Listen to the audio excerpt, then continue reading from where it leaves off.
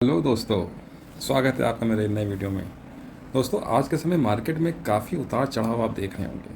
कभी मार्केट ऊपर जा रहा है, कभी अचानक नीचे गिर जाता है। ऐसे में बहुत सारे लोग कंफ्यूज हैं कि अभी निवेश करना सही रहेगा या नहीं। लेकिन इतिहास में हम एक बात सिखाता है, जब मार्केट में डर और अनिश्चितता होती है, वहीं लंबे समय निवेशक के लिए सबसे बड़ी अपॉर्चुनिटी बन सकता है। और इसकी वजह से आज इस वीडियो में हम बात करेंगे 2026 में लमसम इन्वेस्टमेंट के लिए बेस्ट म्यूचुअल फंड्स कौन कौन से हो सकते हैं। हम लोग अलग अलग कैटेगरीज के फंड देखेंगे, जैसे flexi cap, mid cap, large and mid cap, value funds, multi cap, multi assets and small cap. साथ ही समझेंगे कौन सा फंड किस प्रकार के इन्वेस्टर के लिए बेहतर हो सकता है। तो वीडियो अंत तक जरूर देखिएगा, क्योंकि मैं आपको एक बहुत ज़रूरी स्ट्रेटजी भी बताऊंगा, जिससे आप मार्केट वॉलेटिलिटी को काफ़ी हद तक कंट्रोल कर सकते हैं। दोस्तों, एक डिस्क्लेमर दे रहा हूँ, जो भी फंड्स मैंने बताया है, इसमें नाम लिया है, वो मेरी तरफ से कोई बाइंग एंड सेलिंग रिकमेंडेशन नहीं है। ये वीडियो टोटली एजुकेशन पर्पज़ के लिए है। आपको जो भी बाइंग सेलिंग करनी है तो अपने सेबी रजिस्टर्ड एडवाइजर से पूछ करिए या अपनी खुद एनालिसिस करिए। दोस्तों, पहला है flexi cap fund. Flexi cap fund की सबसे बड़ी खासियत होती है फ्लेक्सिबिलिटी। मीन्स वो large cap, mid cap, small cap किसी में भी इन्वेस्ट कर सकते हैं। 2026 में कुछ मजबूत और लोकप्रिय फ्लेक्सी कैप फंड हैं। Bank of India flexi cap fund या फंड थोड़ा एग्रेसिव नेचर का माना जाता है। अगर मार्केट तेजी पकड़ता है तो यह अच्छा ग्रोथ पोटेंशियल दिख सकता है इसमें। दूसरा है एचडीएफसी फ्लेक्सी कैप फंड। यह कंपैरेटिवली बैलेंस्ड और स्टेबल स्ट्रैटेजी फॉलो करता है लॉन्ग टर्म इन्वेस्टर्स के लिए। इसे काफ़ी पसंद करते हैं। पराग पारिक फ्लेक्सी कैप फंड। यह फंड अपनी डिसिप्लिन इन्वेस्टिंग और डाउनसाइड प्रोटेक्शन के लिए काफ़ी पॉपुलर है। इंटरनेशनल डाइवर्सिफिकेशन भी इसका खास ताकत मानी जाती है। अगर आप बिगनर हैं और कन्फ्यूज़न है कि कहाँ शुरुआत करें, तो फ्लेक्सी कैप कैटेगरी एक अच्छी स्टार्टिंग पॉइंट हो सकती है। दोस्तों, दूसरी कैटेगरी है मिड कैप फंड्स की। मिड कैप कंपनीज आमतौर पर ग्रोथ फेज में होती हैं, इसी वजह लॉन्ग टर्म में यह कैटेगरी शानदार वेल्थ क्रिएशन कर सकती है। लेकिन यहाँ रिस्क भी थोड़ा ज़्यादा होता है। 2026 में मार्केट करेक्शन के बाद मिड कैप कैटेगरी में अच्छे अपॉर्चुनिटी देखने को मिल रहे हैं। Motilal Oswal mid cap fund या एग्रेसिव इन्वेस्टर्स के लिए अच्छा है। अगर आपका हॉरिजन सेट से 10 साल का है तो यह कैटेगरी पावरफुल रिटर्न दे सकती है। दूसरा फंड है दोस्तों एडलवाइज मिड कैप फंड। यह कंपैरेटिवली बैलेंस अप्रोच फॉलो करता है। मॉडरेट रिस्क लेने वाले इन्वेस्टर्स के लिए बहुत बेहतरीन ऑप्शन हो सकता है। Third, HDFC mid cap opportunity fund. यह कैटेगरी का काफ़ी पुराना और ट्रस्टेड फंड माना जाता है। कंसिस्टेंसी इसके सबसे बड़ी स्ट्रेंथ है। लेकिन दोस्तों, मिड कैप कैटेगरी में पेशेंस बहुत जरूरी होता है। शॉर्ट टर्म वॉलेटिलिटी यहाँ समान बात है। दोस्तों, फिर है large and mid cap fund. अगर आपको ग्रोथ भी चाहिए और स्टेबिलिटी भी, तो large and mid cap category काफ़ी बैलेंस ऑप्शन बन जाती है। इस कैटेगरी में लार्ज कंपनीज की स्टेबिलिटी और मिड कंपनी का ग्रोथ पोटेंशियल दोनों को फ़ायदा मिलता है। 2026 के कुछ और ऑप्शन: बंधन large mid cap fund, SSI potential large and mid cap fund, Motilal Oswal large and mid cap fund. अगर आप प्योर मिड कैप की ज़्यादा रिस्क नहीं लेना चाहते हैं तो यह कैटेगरी आपके लिए बहुत ही यूज़फुल हो सकती है। फिर दोस्तों आते हैं value funds and Contra funds. इस फंड्स का फोकस फंडामेंटली स्ट्रॉन्ग कंपनीज पर होता है जो टेम्परेरी रीजन के वजह से अंडर वैल्यू चल रही हों।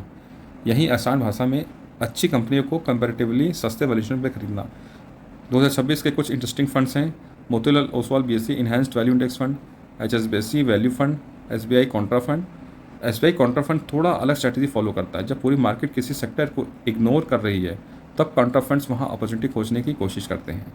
वैल्यू इन्वेस्टिंग लंबे समय में का काफ़ी पावरफुल स्ट्रेटजी साबित हो सकती है।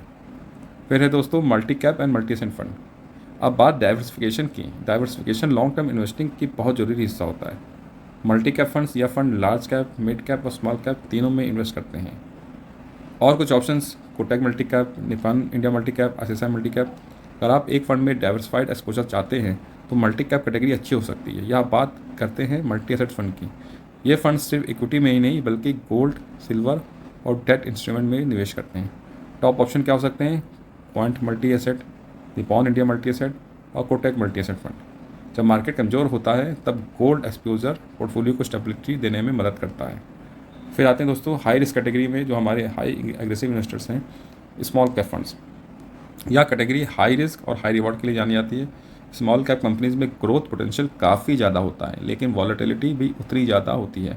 2026 के कुछ स्मॉल कैप ऑप्शंस क्या हो सकते हैं? एक्सिस स्मॉल कैप, बंधन small cap, Invesco India small cap.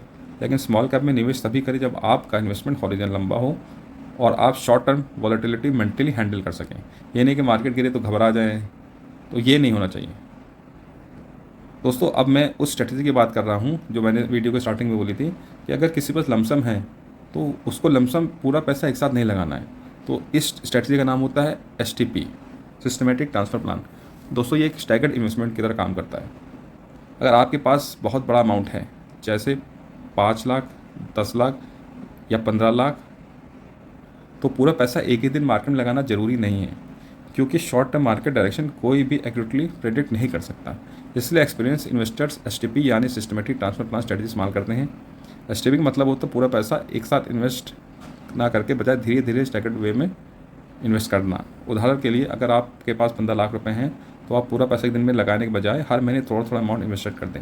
जैसे दोस्तों अगर 10 लाख है तो आप 10 महीने में कर सकते हैं, या आप उसको 15 महीने में कर सकते हैं, या 25,000 की इंस्टॉलमेंट बांध दीजिए, या 50,000 की बांध दीजिए, या 1 लाख की बांध दीजिए। वो आप पे डिपेंड करता है। वॉलेटिलिटी का असर कम पड़ता है, इमोशनल स्ट्रेस कम होता है, और एवरेज बेटर बाइंग हो जाती है। और सबसे बड़ी बात, आपके मार्केट गिरने का डर थोड़ा कम महसूस होता है। यही तो दोस्तों वो ज़्यादा तो लोगों को चाहिए कि डर कम लगे। तो अगर आप स्टैगर्ड वे से STP करेंगे, कुछ कुछ अमाउंट डालते रहेंगे, तो ये सबसे बेस्ट रहेगा। म्यूचुअल फंड इन्वेस्टिंग एक लॉन्ग टर्म जर्नी है। या पेशेंस, डिसिप्लिन और प्रॉपर एसेट एलोकेशन बहुत ज़रूरी होता है।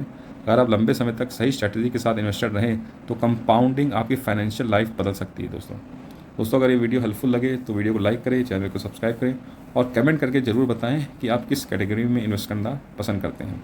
मिलते हैं अगले इन्फॉर्मेटिव वीडियो में। Thank you.